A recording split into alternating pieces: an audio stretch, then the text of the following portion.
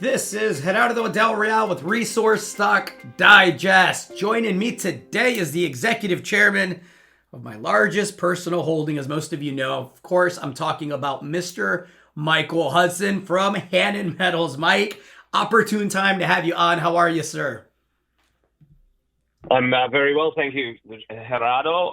Thanks for having me back as always. Well, listen, let's get right into it. We have been working, and by we, I mean, you, the team, and us shareholders have been working for roughly 4 years to get to what is a milestone moment. And that, of course, is the commencement of drilling at the 100% owned Valiente project, more specifically at Belen, and more specifically at Vista Alegre, which is an epithermal gold project with multi-million ounce gold potential. And I want to congratulate you first and foremost. So congratulations on that, sir. Thank you. It's a major milestone, no doubt. We established a new porphyry, copper, gold, and gold belt in the back arc of the Andes, and it's been a long time to pull that apart, and waiting to get the permits where Peru was slower. Now it's faster, and here we are, a major moment. Let's get right into the elephant in the room. I, of course, woke up yesterday to the Prime Minister of Peru stepping down, and then national protests, which was scheduled, and they happen roughly once a month in Peru. But that, it coincided with the stepping down of the Prime Minister, and then, of course, there were outlets, local outlets that were reporting, and there were some comments made by a faraway mayor that were interpreted to be negative and potentially affecting the long-awaited drill program at Belen. And so I wanted to have you on to just talk about that head on and see where the drilling program is, because I woke up to celebrate and instead, was responding to shareholders, as well as, obviously it's a large personal holding of mine, me digging into all the facts. And so I wanted to have you on and just kind of touch base on everything that's going on and how things are coming along. Yeah, no, it's business as usual. We've got the rig and it's turning, and the article that you were talking about was from somebody an hour and a half away who has been opposed to the project for a long time, who has no jurisdiction, and he was banging the table, but he has no authority or any responsibility over the project, and he's got his own reasons for wanting to garner support for what he's doing as a local politician. But a long way from the project, we've got overwhelming support from the local people where we're drilling. We've got all the official permits in place from the mining authority, from the archaeological side of things, from the environmental side of things, and again, importantly, from those public participation meetings where we've had 100+ people who are supportive of the project. We've got written support again from the local community that has just been restated and gone to the regional governor of the area. And it's conflation outside of Peru on something that was irrelevant inside Peru.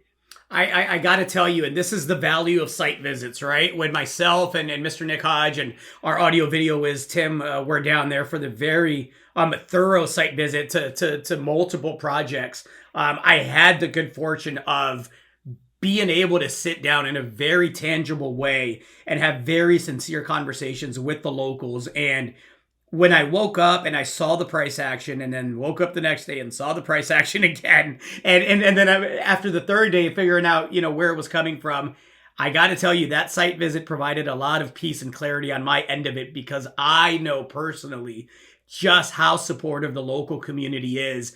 And that's a testament to you and the team. You've done it the right way. Social license has been granted in a very eager way.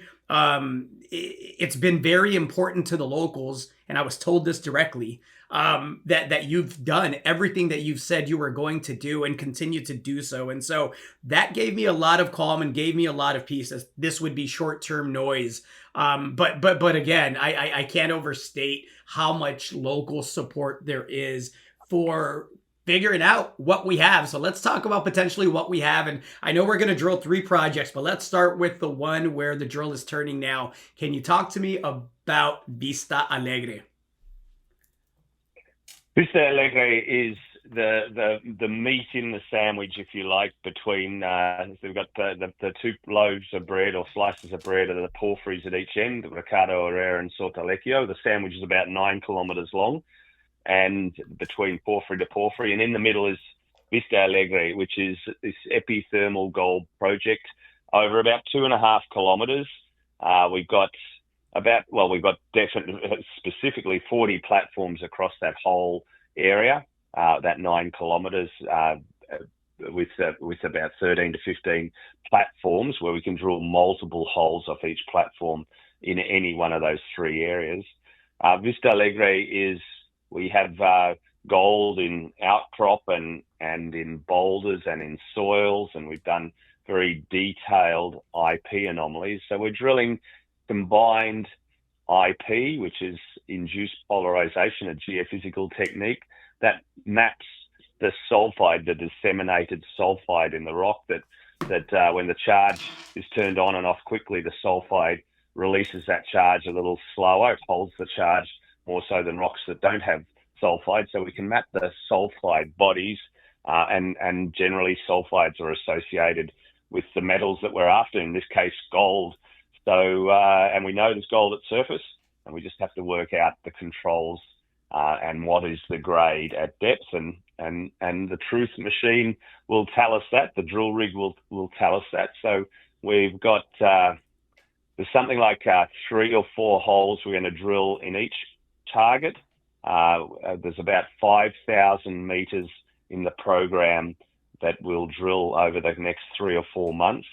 We're drilling 24/7, and then we'll 3 to 4 holes in each of the 3 target areas, and then come back into areas where we've got interest and start to drill out a little bit more. So we don't want to just touch each one lightly. We want to give each target a fair go, but we also want to make sure we test the system before we get too focused. So it's that fine balance that we're trying to achieve. We will bring in another rig once we get the systems and the understanding of the geology up over the coming months, so we can increase the drill speed. But at the moment, we've just got the 1 rig. I gotta say, Mike, a couple of things. One, I am delighted to hear the confidence that you have in these targets. The fact that you think with 4 or 5 holes at each of those is sufficient for an initial test, at the very least, to get an idea of orientation and potentially what's there, brings a smile to my face. The other thing I must say is you're on a heck of a run. You've taken Southern Cross Gold now to $1 billion valuation. Obviously, on the back of the phenomenal Sunday Creek gold antimony discovery, which is one of the most exciting gold discoveries here in recent memory. These 3 projects are exciting enough in their own right. I mentioned the potential, and I'm using your words, for multi-million ounce gold deposit at Vista Alegre. But I have to ask you before I let you go, how is the exploration work coming along at the Monster or Cripple Creek 2.0, otherwise known as Bavisto? We're still working away on that project. So we have a team of geologists and field assistants supporting the drilling, but equally we've got the same team that has made the discoveries out at Bavisto working away, which is about 20 kilometers as the crow flies from the drill rig. It's 20 kilometers to the northeast, but it's a few hours drive getting down and up to the project from the drill rig, and there's always ongoing work there, prospecting, expanding beyond those fantastic channel results that we made a few months ago. The 60 meters at a number of grams, including 25 meters at 5 or 6 grams. I don't have the numbers off the top of my head exactly, but in that realm, and we're expanding that footprint and understanding that system, and it's a very small part of the 5 by 5 kilometer 0.1 gram soil anomaly that we've got. So that is the big prize without a doubt, but notwithstanding where we're drilling is any one of those 3 targets could be a company maker in their own right also. So many options here. And then remembering these 2 projects are only a smaller part of the larger Valiente project, where we've got something like 18 different porphyry copper gold epithermal targets. So this is a very large scale multi-option company. I think when it's all said and done, there's going to be multiple company makers that come out of this brand new, never drill tested, never explored in any kind of modern way, gold and copper belt that you so brilliantly put together. Want to be absolutely clear, the rig is turning, the locals are supportive, expecting assays next month. Is that accurate? I can't put a 4-week time frame on it, but something, the turnaround, we need to get the drill holes and sampled, and generally it's a 6 to 8 week process from a hole being drilled to getting assays. So I'd expect it would fall within those sort of time frames. And I said I wouldn't put a time frame, but I think I just did.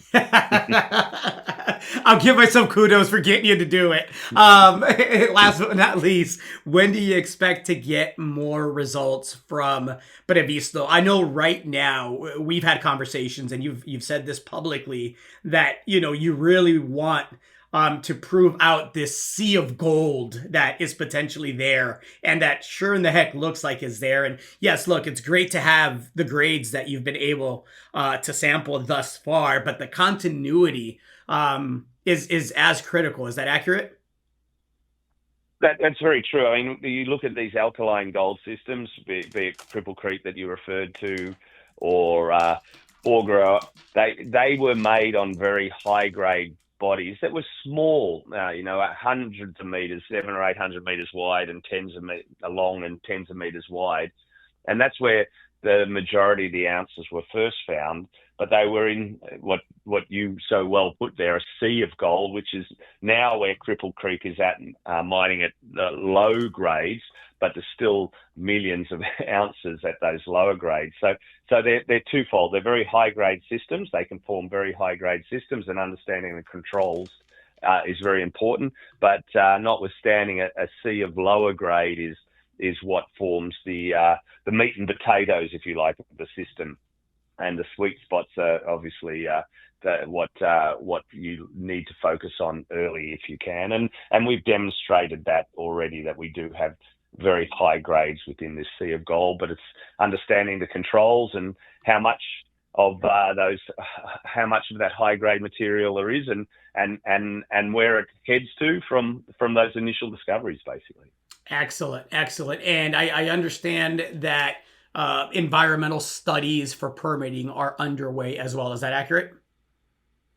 That's very true. We've got a lot of people up there collecting all the environmental, the soil, the fauna, the flora, the noise, the social side of things, the archaeological side of things. What you need to do to go through one of these DIAs, or Dia Declaration Impacto Ambiental, which we've done now twice, and this is our third one, and that work will be completed over the coming months, which will set us up to put drill permits in around Q3. So that will when we'll be applying for the drilling in Bavisto. And the last drill permit took something like 11 months, but we're challenging the Peruvian authorities to make it even quicker.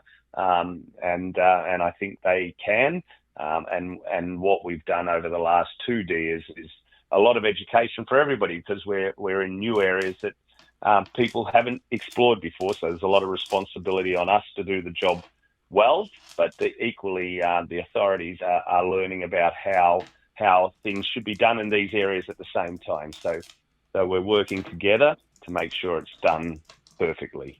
Excellent. Mike, thank you so much. I appreciated you getting a release out as soon as possible. I understand why it was a brief release. I appreciate you coming on and providing more details on the very, very, very exciting drill program that's ongoing at Vista Alegre. I appreciate the details, and Look forward to having you on here, frankly, the rest of the year and likely for several years, talking about drill holes and discoveries and results and what I think is going to be a historic gold and copper market and one of the, if not the most exciting copper and gold exploration stories in the world. Anything to add to that, sir? That's a wonderful way to end. Thank you for your support, and I'm very excited to continue to update you on you don't make discoveries like this very often in your career, and I'm very, very, very excited to see where it all goes, as you are. Thanks again, Mike. Appreciate the time. Thanks, Gerardo. Hey everybody, Gerardo Del Real here. If you're enjoying the content that you just saw, you can let us know in 3 simple steps. Hit the like button, hit the subscribe button, and please share across your network and on social media. Take care, everybody.